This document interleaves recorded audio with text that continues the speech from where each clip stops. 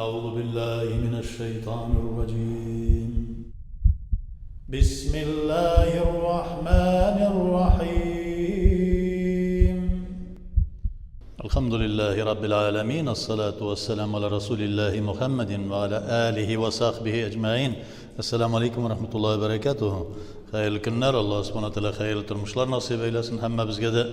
Endi biz şu ibadet-i İslamiye'nin okuunu devam edip şitikке mesih kılu meselesinde to'xtalib qolgan edik, biraz anlatgan edik de. Yani şitiklerge mesih kılu taharatli vakitte, yani taharat algandan so'ng oyoqqa şitikni kiyib qo'ygandan so'ng ikkinchi tapqir taharat olganda agar şitikni solmagan bo'lsa, o vaqtda üstki ulushini yuva, hem de oyoqlarini juvib turmisha shul şitiklerge mesih qila deb aytildi. Yani 3 barmoq rəvişində 3 barmoq illisi deb aytilganda shushuning bilan üstki yog'ini, şitikning üstki yog'ini shulay yani sürtile, ostına tugil. Qay bir kishi şitikni juva boshlay, ostına sürte, tabanına yo'q, üstki bitine 3 barmoq illisi biraz to'biqqa qadar ko'taribroq, azroq. İki qo'l bilan bir ratdanmi deganda, bir qo'l bilan bo'lsa da, ikki qo'l bilan bo'lsa da nechik joyli. Sol qo'l bilanmi, o'ng qo'l bilanmi deb turli nelardagi so'rovlar ketayliklarda. Alloh taolo nechik sizga kuch-quvvat bergan, nechik joyin bergan, nechik joyli. Ikki qo'l bilan bir ratdan surtsangiz, bek xo'p. Bir qo'l bilan boshqa o'ng oyoqni, sol oyoqni surtsangiz da bek xo'p. Yoki o'ng qo'l bilan bir oyoqni, sol qo'l bilan ikkinchi oyoqni shushlay masih qilsaq da bek xo'p, bek aybat. Lekin endi shuni iki qo'lning 3 o'rta barmoqlari bilan shetiklarning ustine to'biqqa qadar sipirib qo'yadigan juvishlar. Shul ravishda shetiklarga masih qilina. Masihning vaqti, muddati, shigi ulda bo'lsa, agarda biz muqim, masalan, safarda tugil ekan, biz uyda yashaymiz ekan, bir tavlikdan so'ng vaqti shiga, endi musafir kishining, safarda bo'lgan kishining 3 tavlikka qadar so'zila, 3 tavlik ul oyoqni solmisha, ya'ni shetikni solmisha shulay masih qilib yuriy oladi. Lekin shetikni solib agarda o'ksha ochildi esa, o vaqtda shulay yangadan oyoqni juvurga kerak bo'ladi. Endi muddati chiqqach, vaqti chiqqach, shulay oyoqlarini solib, agar taharatli bo'lsa, oyoqlarini solib, shu shetiklarni solib, oyoqlarini g'ana juvabizda, agar qolgan yeri taharatli bo'lsa, ondan so'ng endi yangadan shetikni kiyib qo'yamiz. Lekin endi butunlay taharat buzilgan ekan, u vaqtda g'umum taharatni olib, shulay netamiz, taharat olamiz.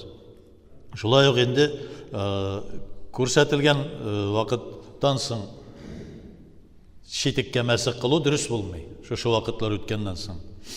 Narsaga shulay masih qilib bo'ladi deganda shetik ul boltirina qadar ilkiga shetiklarni ko'rsak. Bugungi kundagi biz shetik deb aytila turgan kundan yasalgan noski formasında ol kun noski deb ataladi. Ol shetik deymiz endi biz onu. Lekin ol shetikning to'biqqa qadar shu tizga qadar bo'lgan etik kebek deb aytaylik biz onu. Etik deymiz endi, har kun etik kebek. Lekin ansi shetik deb ataladi. Tegese to'biqqa qadargina bo'lgan ansi endi o'zine ko'ra bir kun uyuq. Mana buni kiyib yurib turganlarimiz.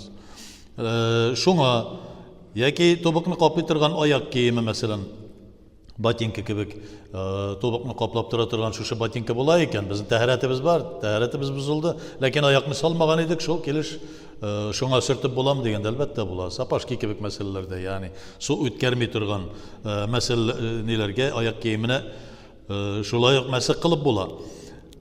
Ham endi najisdan pok bo'lib taharatli vaqtda kiyilganda ularga da masih qilib durust bo'ladi, ammo kavushga, ya'ni kavush endi to'biqqa qadar yetmay turgan, tuban soy bo'lgan kavush, kalosh deb aytganda, kavushga, to'biqni qoplamay turgan boshmoqlarga, suvni tez o'tkaza turgan yuqa uyiqlar, ham jini yuqda bunga kira, qay bir kishi jini yuqqa 2 qat jini yuq kiyib, ularga masih qilib bo'ladi. 3 qat kiysangda jini yuqdan o'ta. To'la uyiq bilan jini yuqni bo'targa yaramay. To'la uyiq ul bugungi kundagi qoti nidan fitr kebek, voyliq deb aytganda urushalatib. Ol ana shu voyliqdan yasalgan narsa ol qoti ravishda yasalgan. Шуңа күрә анда суга бассаң да суны үткәрмей ул. Шундый рәвештәге булган тула оек турында сүз бар. Җын оек турында сүз бармый. Кайбер кешеләр ялгышып, җын оекка мәсех кылалар. Җын оекка әгәр дә син суга баскач, су үтә торган булса, ул оекларга мәсех кылынмый. Дөрес булмый. Һәм инде тишек мәсьәләсендә, әгәр дә ул тишелгән икән, шушы әгәр читекнең ике җирендә кичкенә генә йыртыклар булса да, барысын бергә кушып, шушы 3 бармак сыярлык дәрәҗәдәге тишеккә әверлә икән, алар бөтенесе бергә ул вакытта 3 бармак күренерлек дәрәҗәдә, мәсәлән, аяк бармагы 3 бармак күренерлек дәрәҗәдәге тишек була икән, ул вакытта мәсех кылынмый. Әгәр дә анардан кичерәк тишек, ул вакытта мәсех кылабыз әле. Ләкин инде берничә җирдә, бер читектә, бер аяктагы берничә җирдә берничә тишек бар, һәм шул бөтенесен бергә җыйсаң 3 бармак күренерлек дәрәҗәдә була икән, ул вакытта әлбәттә без анарга мәсех кыла алмыйбыз. Шулай ук инде читекләр әгәр дә салына икән, ягъни читек үкчәдән чыкты исә, үкчәне ачтык исә, ул вакытта әйтик инде читекнең читеклектән чыга, мәсех кылып булмый, ике аякында җуырга кирәк була. Шулай ук бәйләвечләргә берәр төрле җәрәхәттә бәйләвеч була. Кирәк тәһарәтле вакытта бәйләнелсен ул, кирәк тәһарәтсез вакытта бәйләнелсен, аның өстенә мәсех кылына. Шулай ук 3 бармак белән сыпырып куябыз. Чөнки җәрәхәтне әгәр дә аны шишеп җәрәхәтне җуа алырлык мөмкинлек була икән, ул вакытта мәсех кылмыйбыз, мәсәлән, җуабыз. Ләкин җәрәхәтне җуып та зарар килә торган була икән, ул вакытта бәйләвечнең өстенә генә, повязканың дип әйтик, өстенә генә бинт булсын. Яки инде бер җәрәхәт бар икән, анарга су тидерә алмыйбыз. Ләкин бәйләнмәгән. Мәсәлән, нидә кебек җанганнан соң су тидереп булмый, бик каты авырта яки зарар килә. Ул вакытта аның өстенә кәгазь кебек нәрсә куябыз да, шуннан соң мәсех кылабыз һәм аннан соң алып куябыз. Ансы да фәтвалары бар, ансы да билгеләнгән, ягъни ул да рөхсәт ителә. Ансы да. Бу кайбер кешеләр әйтә, ул тәһарәтсез килеш бәйләнгән булса, җуырга кирәк диләр, дөрес түгел. Тәһарәтлеме, тәһарәтсезме бәйләвиш. Бер җәрәхәтне бәйләп куелган икән, аны мәсех кына кылабыз. Башка җирне җуусак та, шушы җәрәхәт өстендәге бәйләвишкә, повязкага дип әйтик инде, аны мәсех кылабыз. Әгәр дә ул төшеп китсә, җәрәхәт ачылган, ләкин төзәлмәгән булса, рәтләп бәйләнмәгән булып, җәрәхәткә су тидереп булмый торган булса, аны яңадан куеп, урынына мәсех кылабыз. Ләкин инде төзәлеп, утырлап шушлай төшсә, һәм анда төзәл астында карыйбыз. Ул җәрәхәт төзәлгән булса, анда мәсех кылынмый, аны җуарга кирәк була, иншаллаһ тәала. Шулай ук инде бу мәсьәләдә, ягъни читек һәм бәйләвиш мәсьәләләрендәге булган төшенчәне шушлай беләбез, шушлай сакларга туры килә, ягъни үзебездә. Мәсех дигән төшенчә, мәсех рөхсәт ителә. Ләкин кабатлап әйтәм, кайберләре шушы нәзик носкига, бүгенге көндә киелә торган нәзик йокларга мәсех кылу, яки хатын-кызлар булсын, колготкаларга мәсех кылу, чөнки эштә авыр читек киеп, тегеләй булай дип әйтәләр. Ул вакытта әлбәттә андый кылган мәсехләр дөрес түгел. Нәзик йокларга, колготкаларга су үткәрә торган нәрсәләргә мәсех кылу дөрес түгел. Шуңа инде тагын бер нәрсә бар, мәсәлән, иртә белән мин тәһарәтне алдым да, тәһарәт бозылмаган килеш, мәсәлән, өйдән чыгып киттем дә, эшкә бардым да, мәсәлән, читекне киеп куйдым. Моннан соң мәсех кылырга ярыймы? Әлбәттә, тәһарәтле килеш киелгән бит ул. Тәһарәтле килеш киелгән икән, аннан соң тәһарәт бозылды исә, аны салмаган булсагыз, анарга мәсех кына кылына. Бернинди теге куркынычы юк, иншаллаһ тәала. Гусл мәсьәләсенә килгәндә. Гусл дигән сүз баштан аяк тәндәге бөтен урыннарын җуып чыгу дип атала. Су тидереп чыгу. Ягъни гусл бөтен тәнне юып, су белән коену дигәнне аңлата. Гусл алачак кеше түбәндәге эшләрне башкара, мәсәлән, әввәл истинҗа, ягъни туалетта шушы гаврат әгъзаларын паклый, гавратларын паклый, аннан соң беләзекләренә кадәр ике кулын юа, аннан соң тәһарәт ала, ягъни ничек тәһарәт алган кебек, илләмәгәр ике аягын юмыйча торып, өске өлешләрен генә тәһарәт ала, ике аягын юмыйча калдыра, аннан соң әввәл башына, соңыннан тәненең һәр бер җиренә бер тапкыр бер кат су куеп чыга. Аннан соң мөмкин кадәре тәненең бөтен җирен ышкып чыга. қолы қая жеткенше қадары шул жерлерін қоллары белән тәнен ышқып чыга. Шулдан соң яңадан икенче кат тәненең һәм һәр җиренә су куя. Аннан соң өченче тапкыр, ягъни беренче тапкыр куйгач кол белән ышқып чыгабыз да, аннан соң тагын бер кат бөтен җиренә су тидереп чыгабыз. Аннан соң өченче тапкыр тагын шулай су тидереп чыгабыз. Аннан соң инде аякларны юып, шуннан соң аякларны юып тәмамлыйбыз. Гусл шулай алына. Гуслле кеше камил тәһарәтле булып санала. Ягъни гусл алганнан соң тагын бер тәһарәт алырга кирәк дигән нәрсә юк. Намаз уку өчен гусл өстенә тәһарәт алу кирәкмәс. Гуслның фарызлары бар. Ягъни фарызлары үтәлмәгән исә, гуслдан үтми. Аның фарызлары өчәү. Беренчесе авыз өчен су белән чайкау, икенчесе бурын өчен юу, һәм өченчесе тәннең бөтен җиренә су куеп чыгу. Шушылай булды исә, мәсәлән, бу тулы гусл булды, бу фарызы булды. Ләкин аның сөннәтләре бар. Гуслда тәннең һәр җиренә шәш, каш, сакал, мыекка, күз чокырларына җыерылып торган җирләргә, йөзек астына, киндиккә су тидерергә кирәк була. Ирләргә шәшнең һәр бер тегенә су тидерү фарыз. Озынмы, кыскамы ир кешеләргә. Бөтен шәш, бөтенесе җуышланырга тиеш. Шул сәбәпле аларга шәшләрен кистереп яки кыскартып йөрү ислам әһле мөселманнар арасында сөннәт булып санала. Шулай ук инде хатын-кызларга шәшләренең төбенә су тидерү җитә, әгәр дә ул толымланган, толымга бәйләнгән булса. Әгәр дә инде ул вакытта тузган шәш булса, ул вакытта шәшен шулай ук җуышлый. Хатын-кызга шәшне кистерү кирәкми, аларга узын шәш булырга тиешле. Ни өчен? Чөнки шәш аларның бер зиннәт, бер бизәк булып тора хатын-кызларның. Гуслның сөннәтләре бар. Ягъни иң беренче бисмиллаһир-рахманир-рахим дип әйтү. Икенчесе җинес гаврат агъзаларын җуу. Өченчесе тәнгә кайсы җиргә нәҗис тигән булса, шул җирләрне җуып чыгу. Дүртенчесе беләзекләргә кадәр кулларны, ике кулны җуу. Бишенчесе гуслгә кадәр тәһарәт алу, намазга алган кебек.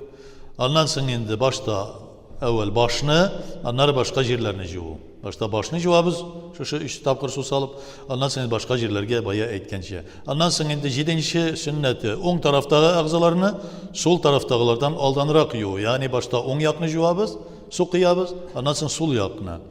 Шулай ук инде сөннәтләреннән бер кат су кыйганнан соң тәнне бер кат кул җиткән җиргәләргә кадәр ышкып чыгу бу сөннәттән. Шулай ук 9нчы тәннең һәр җиренә 3 кат су тидерү. 10нчысы суны күп түгеп исраф кылудан саклану, шулай ук сөннәт. 11нчысы инде гусл алган вакытта кыйблага таба яки яныбыз белән, уң як белән, яки сул як белән, яки арка белән торырга тиешле. Ал белән кыйблага карап гусл алмыйлар. Ул әдәпсезлек. Аллаһ Тәгаләнең кыйбласы Кәгъбәтуллага карата кыйблага таба әдәпсезлек була. Менә шушы безнең инде гуслның сөннәтләре. Ягъни әйтеп үткәнчә, ана башта ничек алу рәвешен күрсәттек, аннан соң фарызы. Фарызыннан да ким булса, гуслдан саналмый. Шушы 3 фарыздан башка. Авызны чайкап, борынны чайкап, бөтен җиргә су тидерсәк, әйтик, мәсәлән, мөмкинлек юк. Шушы 3 нәрсәне үтәдек исә, бөтен җиргә су тидереп чыктык исә, авыз, борынны чайкап, ул вакытта әлбәттә фарызы үтәлде, мөмкинлек булганда. Шулай ук инде гуслның сәбәпләре дә бар. Фарыз итә торган, гуслны фарыз итә торган сәбәпләре. Ул да булса нәрсә? Иң беренче җөнүплек. Җөнүплек ягъни ир хатын мәсьәләсе яки йокы белән төшләнеп, шушы ираттан яки хатын-кыздан төшләнеп, шушындай орлык чыгу, полюция дип атала урысча.